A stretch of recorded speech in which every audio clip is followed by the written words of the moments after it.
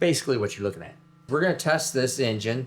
No filter or inlet bell. Then we're going to test it with the filter, and then we will test it with the inlet bell.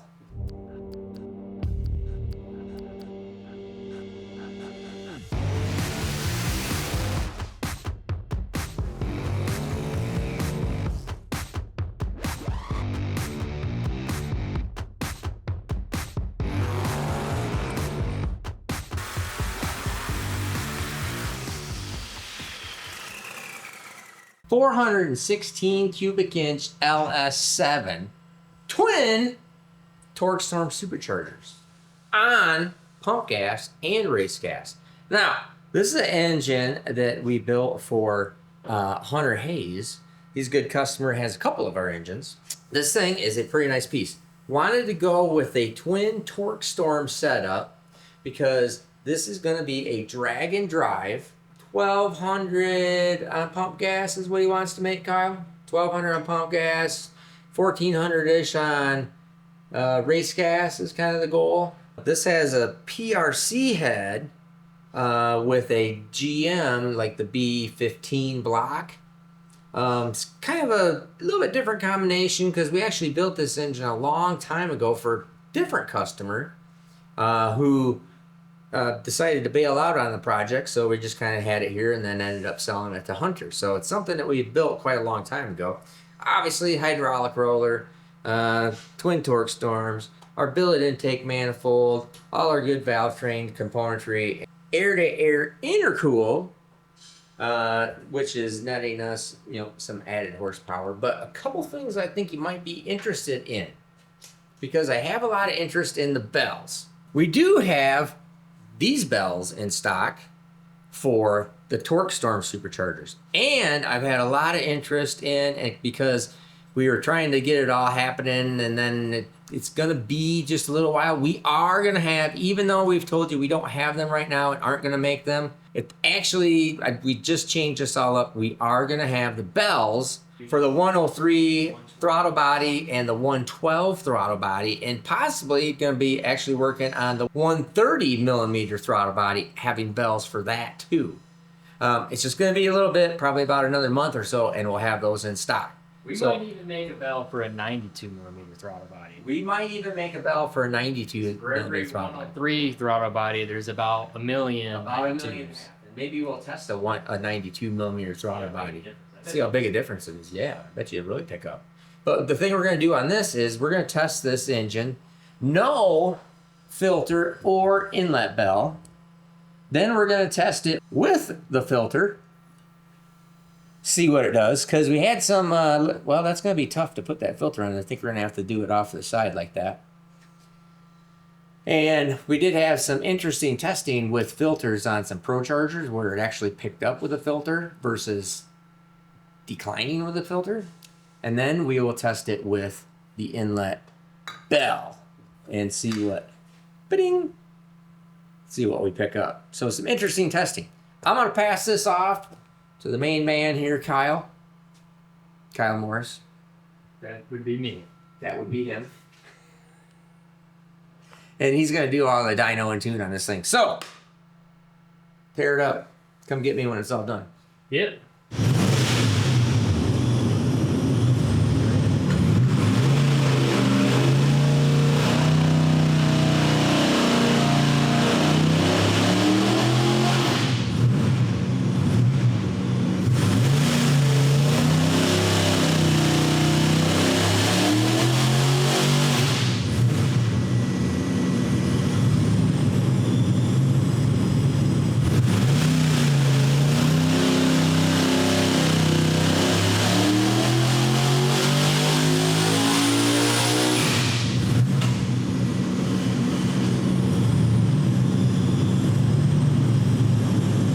All right, so we've got our pump gas tune basically done. So we made our initial pull a little bit further and then basically a full pull on our pump gas tune.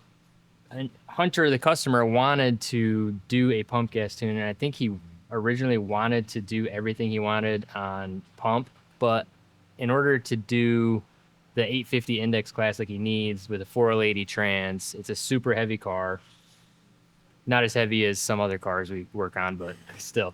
It really needs to make like 1350, 1400 because it's got a 480 behind it. 480s have a lot of horsepower loss, so I'm not sure if I want to even bother leaning on it at all on the pump gas tune. We'll just clean it up and then move on to a race gas tune. So What I gas kind are you of going to be using?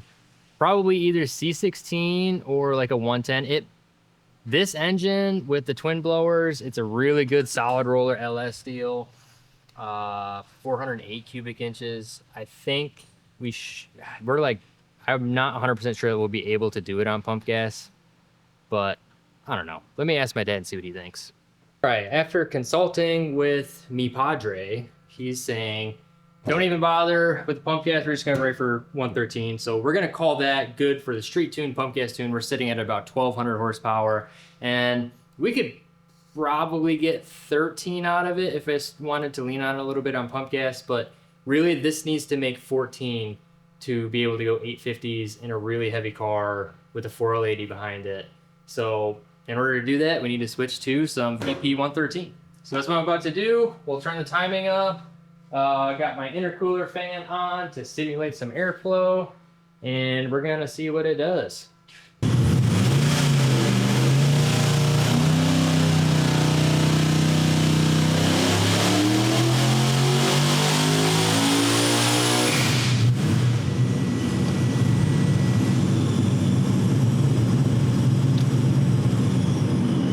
All right, 100 horsepower gain on their first race gas tune-up. Not bad.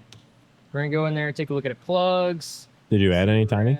I did add timing because you have to. If I did not add timing, it probably would have made less. We've done a couple of videos like that before in the past. So how much did you add from the pump gas tune? From the pump gas tune, I actually added a lot because the pump gas tune was really conservative. I was only running it at about 18 degrees of timing on the pump gas tune at full boost, wide open throttle, full RPM, versus on the 113 tune, now I've got 23 degrees in it, so 5 more degrees of timing.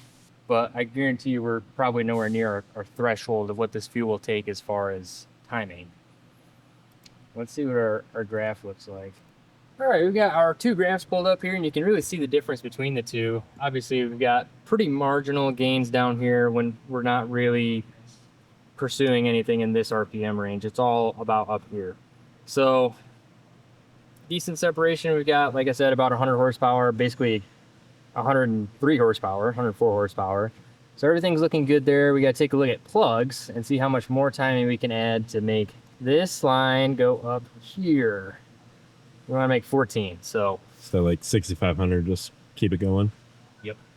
Yeah. So, and then I also want to rev it out a little bit further and see if this cam and valve train setup on this particular engine with these blowers will continue to make horsepower with a little bit more timing, because my timing is still conservative, I think, you know, speaking without looking at the plugs, but I think if I add more timing up top here, it should rev out and carry out further, which will also help us make 14, which is our goal.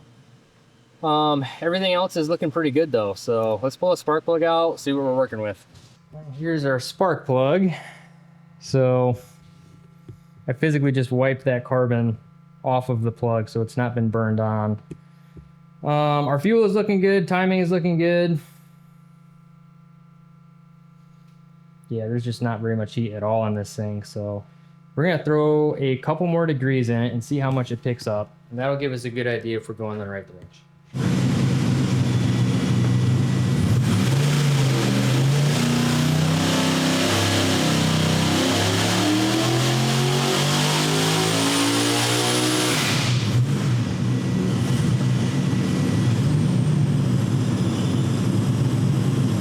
All right, so we picked up another 50 horsepower with timing, so I have to go back to the data log and verify exactly where everything is at as far as our closed loop to make sure that our fuel is looking right. But our timing is looking promising. I'm not sure how much more I can lean on it as far as timing. I just have to look at a plug. But another 50 horsepower, that's good. So we've got our data log pulled up. And now what I'm going to show you guys is I've brought up our comparison tool, and we're going to look at our timing here, because the graph, if you'll notice, it made identical horsepower until about 6,900 RPM. And that's on purpose because, let me show you what I did with the timing. So our solid line is our timing from the very last pull. Our dash line is the timing from the pull before that, the pull that made 1300. So I've taken a little bit of timing out, below 6,000, and really I'm going to add it back in above 5250, where our horsepower and torque lines cross. And I'm probably just going to leave below here alone. That's perfectly fine. I'd rather actually make the same horsepower with a little bit less timing than just put it back in it for no reason. But I am going to put a little bit more in up here. And there's that separation right there that you see. That's from where most of that 50 horsepower is from. We went from 23.1 degrees to 25 degrees and picked up 50 horsepower.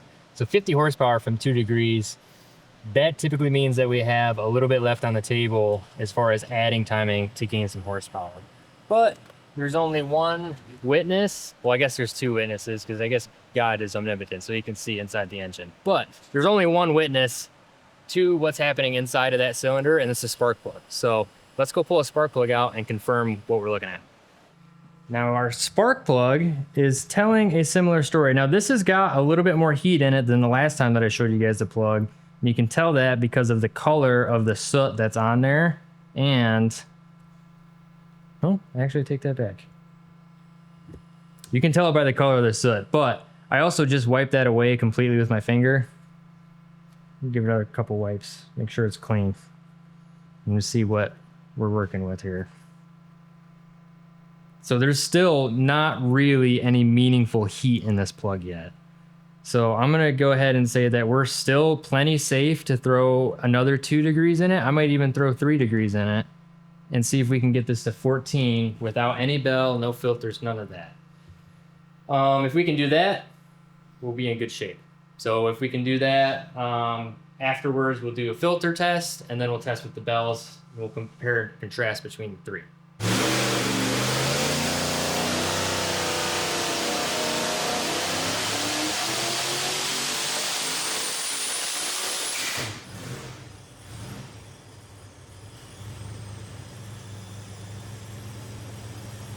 Let's go.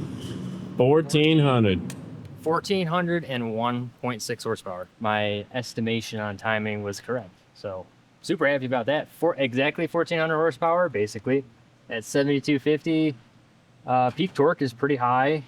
1,050 basically at 6,800 around there.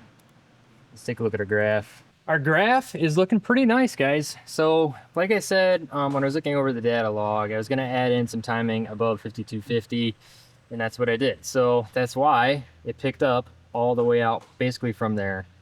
We're looking really good at 1,400. We'll take one more look at the spark plugs real quick, and then without any tuning changes, we're gonna leave it alone. We're gonna put the filters on, make it hit, put the bells on, make it hit. All right, guys. So what we're going to do here is I'm actually going to put the bells on it first and test that because we got to make a couple little tube extensions and 45s in order to put the filters on. So let's test this out first. All right, guys. So what this is basically doing is it is smoothing the air out around that sharp edge. So when you normally would see without this inlet bell on there, air has to go around a sharp corner. So the air's going into there, okay? Versus, oh, look at this smooth entry ramp. Oh, hello. Okay? So, or basically what you're looking at. Before we get to testing the bells on this thing, here's what we got going on, all right? Now, the bells for the twin torque storms are pretty inexpensive, like what's on the engine that we're dynoing right now. But we're trying to come up with a really economical version for everybody that we're 3D printing here and trying to figure out the proper material and test it all. When you see this bell and these radial grooves, this is mine. Somebody might be copying it, but this is mine. Because these bells, I worked for years on this and did this years ago. In fact, we did this about 15 years ago. But this is not a simple just round radius. It is not just a simple cone. There is thought, there's engineering. We did airflow analysis on this when we designed it and did it, tested it, and these always work. They always make horsepower. Remember what we did on Adam LZ's engine? Picked up a big time horsepower on that because it always wants the airflow. This is not a simple radius. There is thought in it on why it rolls down this far. There's thought on this particular radius versus this radius and how it rolls down this way. So there's a lot going on here. And we're going to have these available for the throttle bodies. So when we get to testing this engine here later this week, we're going to test these, and we're testing the different materials that we have coming in. They're going to be a little more heat resistant because the biggest problem is I don't sell Chinese junk. I don't hire the Chinese to build stuff for me. I don't send them my CAD and say, can you make this for 15 cents? No. Okay. I make it here. We buy American material from the foundry and from our supplier and make it.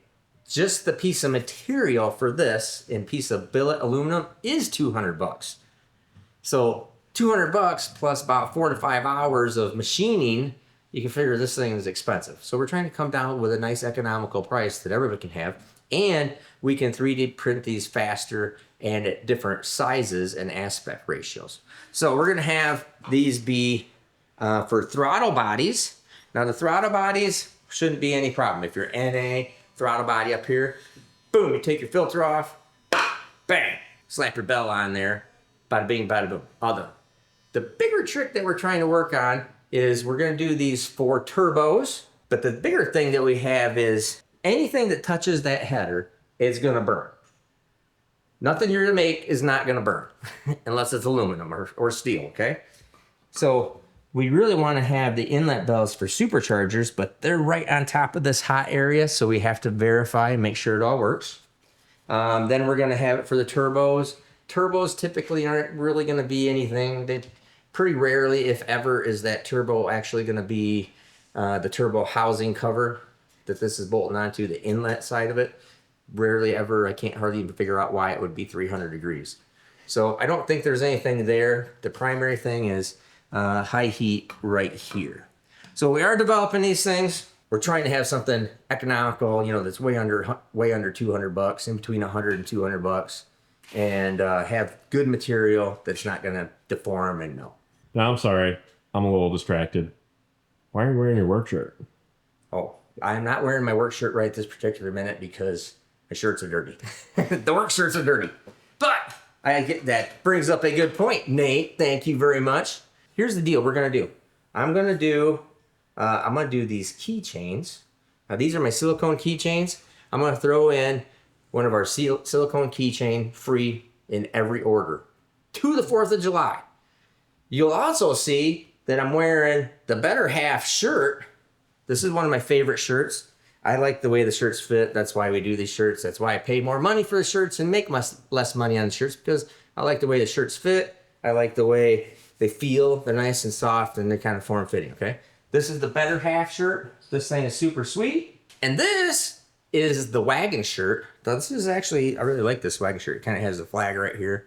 Same thing. Same material, same fit, same feel. This is a large. I wear a large / extra large. But in these, I wear a large. Now, there's a little bit of a story on this shirt, too. This guy right here, you'll happen to notice, says Steve. This one day, Tom Bailey, back in 2014, so 12 years ago, because 13 years ago, we were the first car to run 6s every day, the fastest car, and the first car to go 6s every day. Of drag week. And the next year, Tom came out with this shirt, and he did this guy right here, and he had my name on there, but it was his car. So I always wanted to do this. It's like, oh, I love that whole thing. Tom did that for me. I thought it was always cool.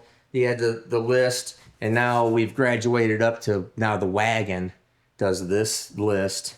That's me, and it's always reminds me of 2014 with Sick 1.0 and Tom Bailey. Now you just need a gold tooth. Now I know, I'm working on the gold tooth. We're going to do that later. Yeah. All right. Then we got other shirts too and other stuff like this red, white, and boost shirt. Super cool. That's got the wife's Camaro on there. It's super cool. Or even one of my personal favorite shirts is this military green with orange. I don't know why I like this shirt so much, but I wear this shirt all the time when I'm not on camera. Like literally at home and stuff. I wear it all the time. And you see on the back here. Get It's all boosted. super cool.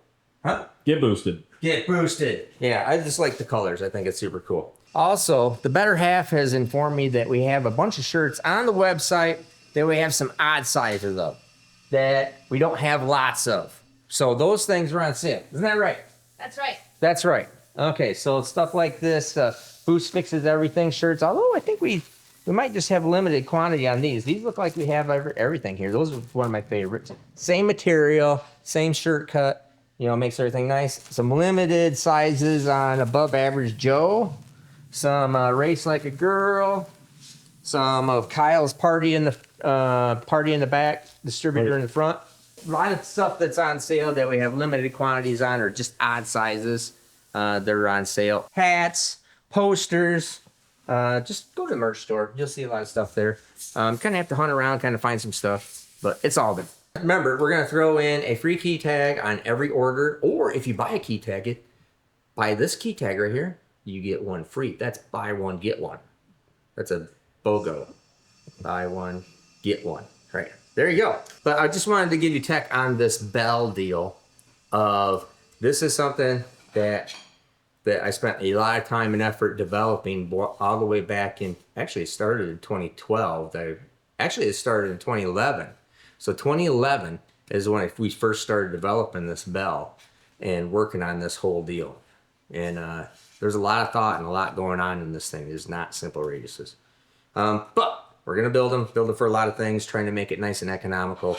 So anybody could put it on their throttle body, could put it on their turbo, can put it on their supercharger. They can do a lot of different stuff.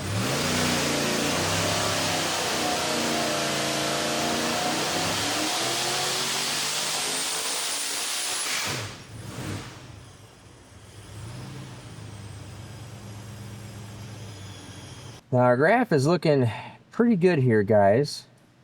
We're better down here. And it's actually the same right through here.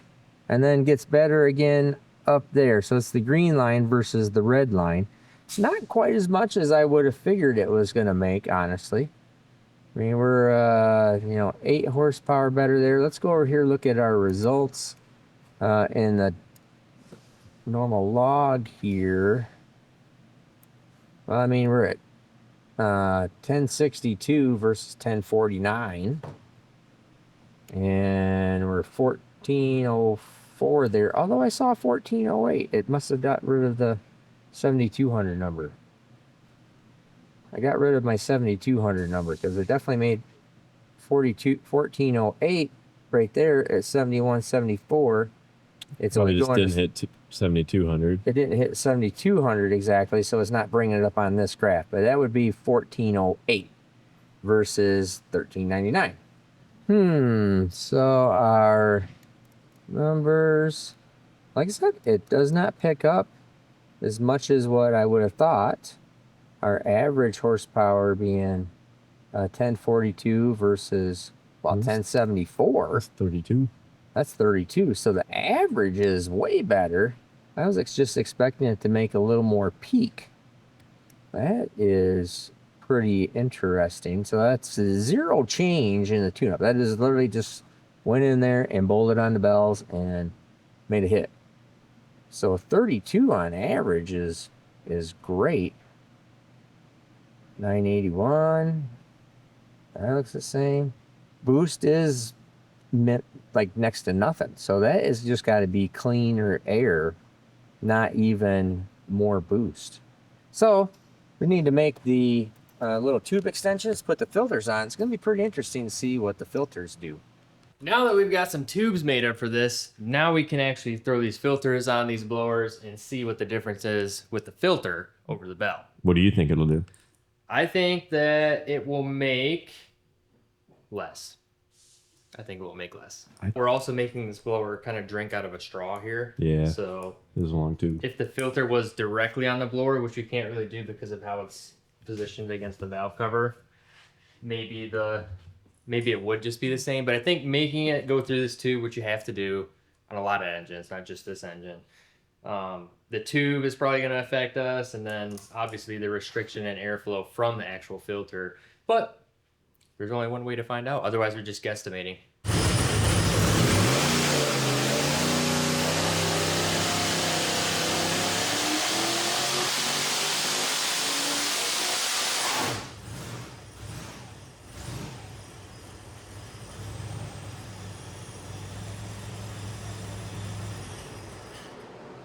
I would say that lost power. I would say it lost some. So we'll get rid of our bell pull. Let's compare no filter to filter. So obviously our higher horsepower pull is without the filter, and the lower one is with the filter. And really, it's identical with no filter below, 5,200 RPM, basically. Then it starts to separate out here, and we pick up at higher engine speeds. So that's usually what you'll find with an air filter, honestly. That's not anything groundbreaking or out of the normal. That pretty much wrapped up today's video, guys. We made 1,400 plus horsepower on our VP113 on an intercooled LS engine, twin torque storm superchargers. This is going to be a really good 850 bracket piece for a customer, Hunter Hayes. Like my dad mentioned earlier in the video, we are going to be offering these bells available not only for supercharger stuff, but specifically for 92 millimeter throttle bodies, 103 millimeter throttle bodies, and even 112 millimeter throttle bodies. So those are all things that are in pre-production right now. We're doing some development on them, 3D printing. So we're going to have a 3D printed option that's a little bit cheaper, and then we're going to have a full billet option like what I'm holding. It'll be a little bit more expensive. So we'll have some different options for you guys. These things work on NA engines, blower engines, turbo engines. If it has an inlet, you can put one of these on it, and it will probably pick up regardless what it is. So I'm Kyle. Thanks for watching the channel, guys, and I'll see you next time.